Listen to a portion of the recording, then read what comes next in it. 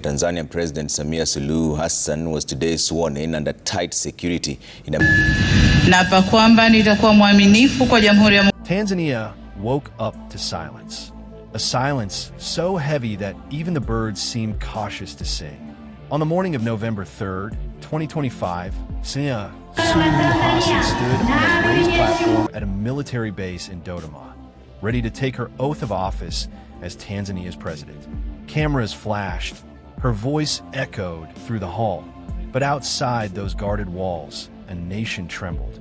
What should have been a joyous day, a celebration of democracy and unity, became one of the most controversial inaugurations in Tanzania's modern history. This wasn't just another swearing-in ceremony. It was a moment that exposed the deep cracks beneath Tanzania's image of peace and progress. To truly understand how the country reached this boiling point, we must go back a few days earlier to an election that changed everything. October 29th, 2025, a day that should have been a proud showcase of democracy instead turned into a test of endurance for millions of Tanzanians. From the very beginning, the signs were troubling. Several opposition figures had already been arrested weeks before voting day. Rallies were banned, journalists silenced, and social media flooded with government propaganda. Many opposition candidates never even made it to the ballot. They were either disqualified or in detention. When polls finally opened, the streets felt tense. Soldiers stood at every corner, scanning faces, their rifles glinting under the sun. Ordinary citizens walked into polling stations unsure whether their votes would even count. But still, they came carrying that last fragment of faith in the system, hoping their voice might matter. Then came the shock. Barely hours after voting ended, preliminary results began to flood in, declaring Samia Suluhu Hassan the overwhelming winner, with an unbelievable 97.66% of the vote. Across Tanzania, people stared at their screens in disbelief. 97%? In a country with deep political diversity, it felt statistically impossible. Almost instantly, whispers began to spread, whispers that soon turned into chants. Opposition parties called for transparency, demanding to see how the votes were counted. But their calls were met not with answers, but with arrests. That night, as the results became official, thousands poured into the streets of Dar es Salaam, Arusha, Mwanza, and Dodoma. They weren't carrying guns or banners of rebellion. They were carrying frustration. People chanted, "Haki, Haki," meaning justice. Their demand was simple: fair elections. But what followed was a nightmare. Security forces moved in swiftly, firing tear gas and live bullets to disperse the crowds. Video clips shared online before the internet blackout showed chaos in the streets. People running, coughing, hiding behind market stalls as armored trucks rolled through. Witnesses said the crackdown was immediate and brutal. They fired without warning. One protester later told local journalists, "We only wanted to speak, but they treated us like enemies." By the next morning, the internet had gone dark. Mobile networks were restricted, and news channels aired only official government statements. Families searched for missing loved ones. Opposition offices were raided. Hospitals quietly filled with the wounded. The government dismissed reports of casualties as false propaganda. Yet humanitarian organizations and human rights observers estimated that dozens were dead and hundreds injured. And in the middle of this chaos, preparations for the inauguration continued, calmly, coldly, as though nothing had happened. November 3rd dawned gray and silent. Instead of the usual public celebrations, the inauguration of Tanzania's new president took place inside a heavily guarded military base in Dodoma. Roads were blocked for miles. Tanks and armed soldiers lined the perimeter. Reporters described a city that looked more like it was under siege than celebrating a national victory. Inside, the ceremony was small and tightly choreographed. Only a select group of government loyalists, senior military officers, and state officials were present. There were no cheering crowds, no songs, no waving flags.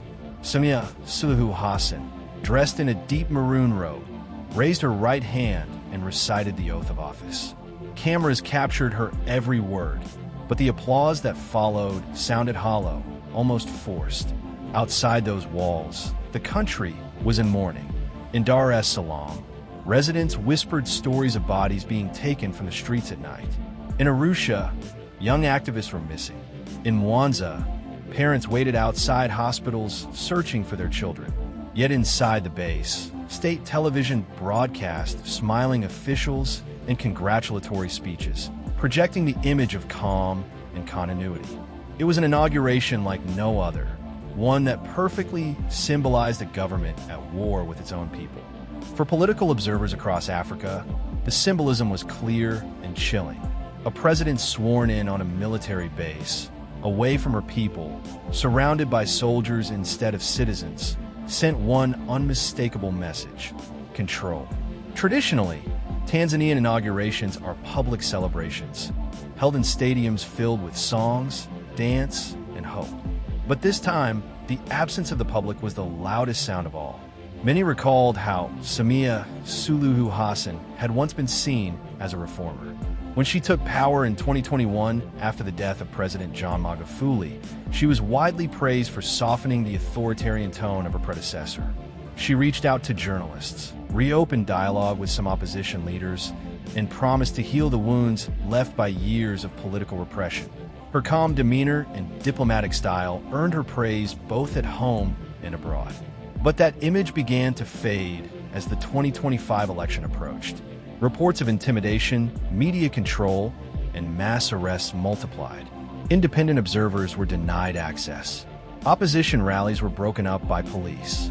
And the once hopeful narrative of a new democratic dawn slowly crumbled under the weight of old tactics. So when Samia stood on that stage, hand raised, the moment felt less like a victory and more like an ending, the closing chapter of an illusion. As the oath ended and officials exchanged handshakes, another kind of silence began, one that spread across the country like smoke. The internet blackout continued, cutting citizens off from the world. Journalists who tried to report on the crackdown were harassed or detained. Local radio stations played only government-approved songs. In homes across Tanzania, people watched the ceremony with mixed feelings. Some were proud, believing it marked stability and continuity. Others watched in disbelief, feeling betrayed and powerless. "They tell us it's peace," one woman said in an interview, "but peace without freedom is fear." In the northern regions, where the protests have been most intense, military patrols continued for days. Residents spoke of random searches, arrests at night, and intimidation.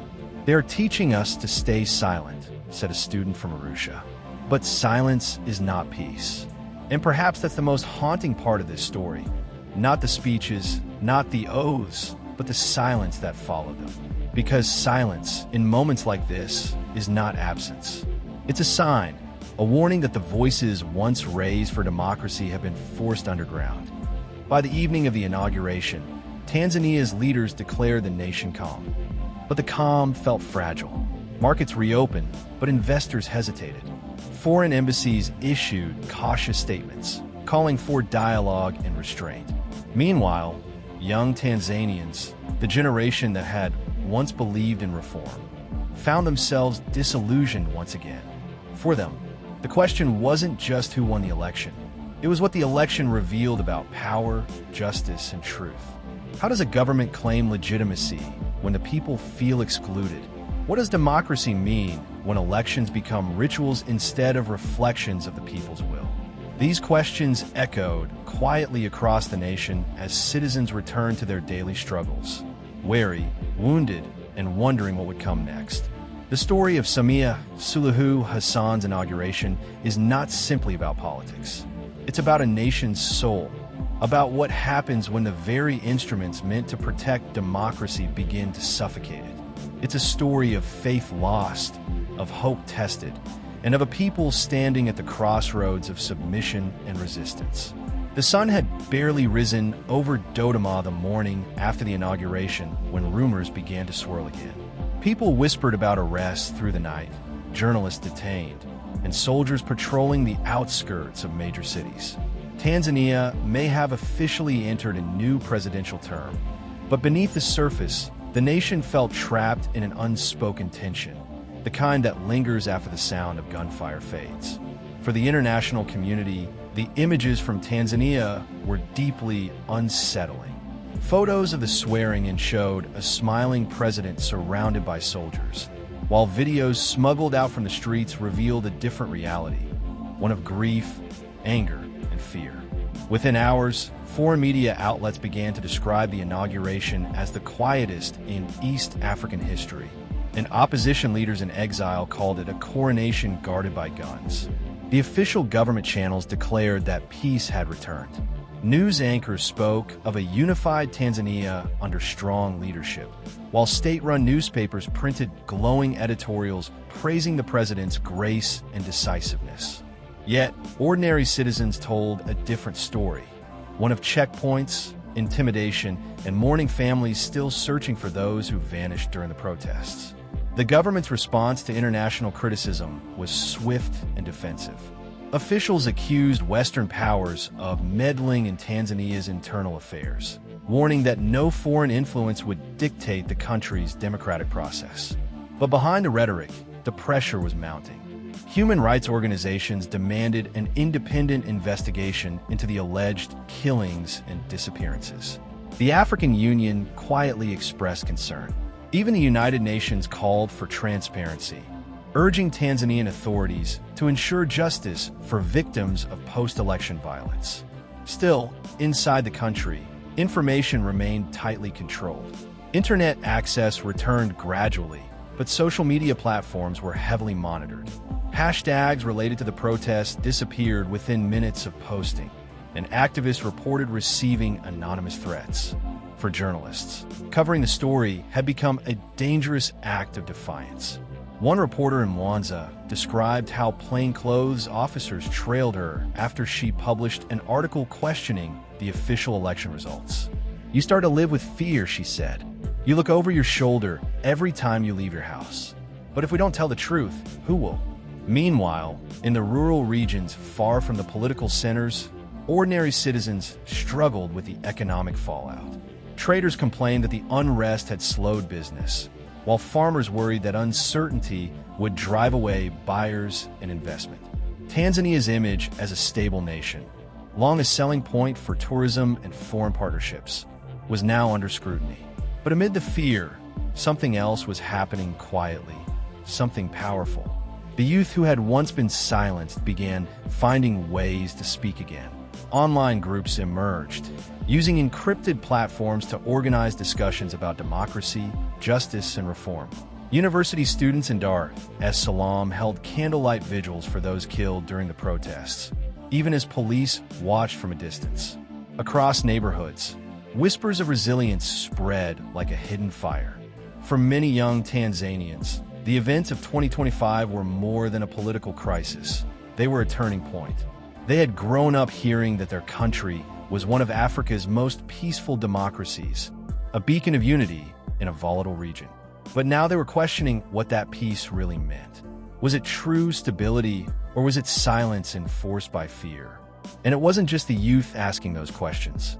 Religious leaders, teachers, and even some within the ruling party quietly expressed discomfort with how events had unfolded. "We wanted stability," one local council member reportedly said, "but we can't build it on fear."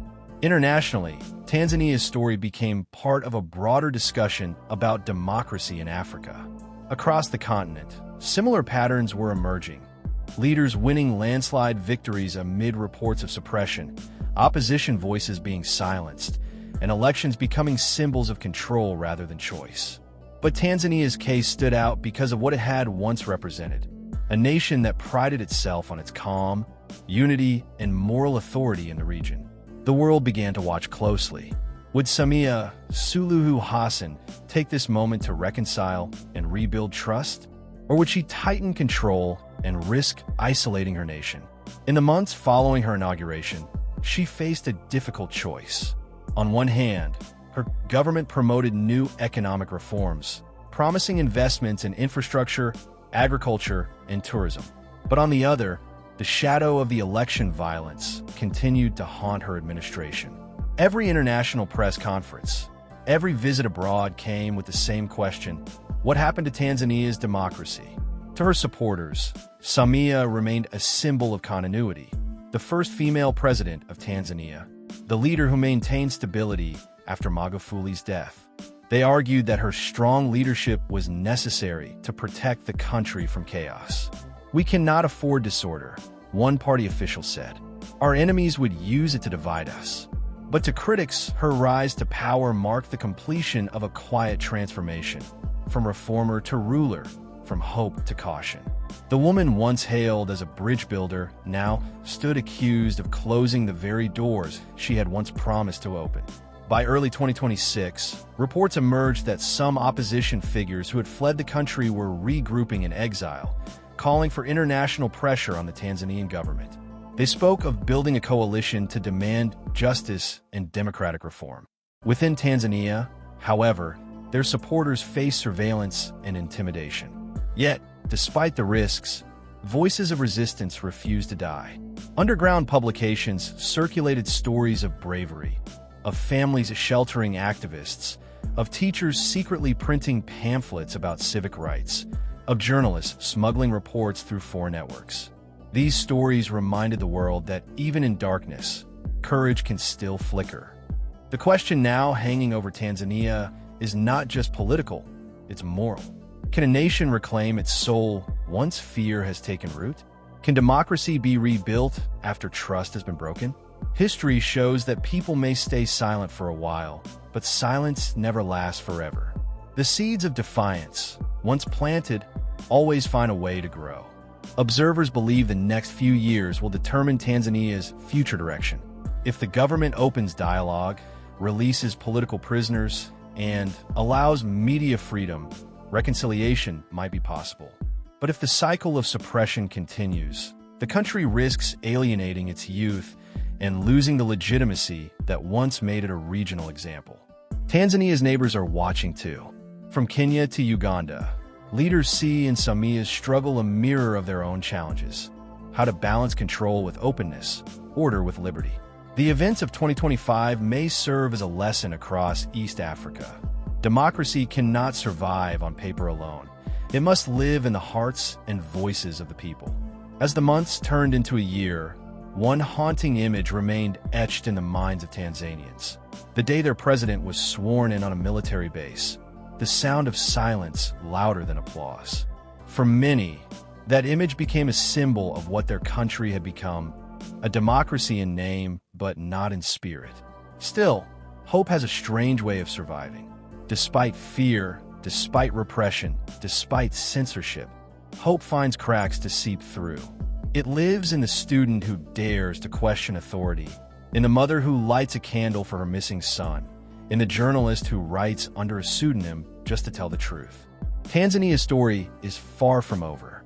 The battle between control and freedom, silence and voice, is still being written every day in the choices of its people and the conscience of its leaders. The world may have looked away, but inside Tanzania, the memory of that silence continues to echo. And perhaps, in that silence, a new generation is finding its strength to speak again, to stand again, and to remind those in power that democracy is not given. It is earned, protected, and lived. Because no matter how high the walls of power rise, the voices of the people, once awakened, will always find a way to be heard.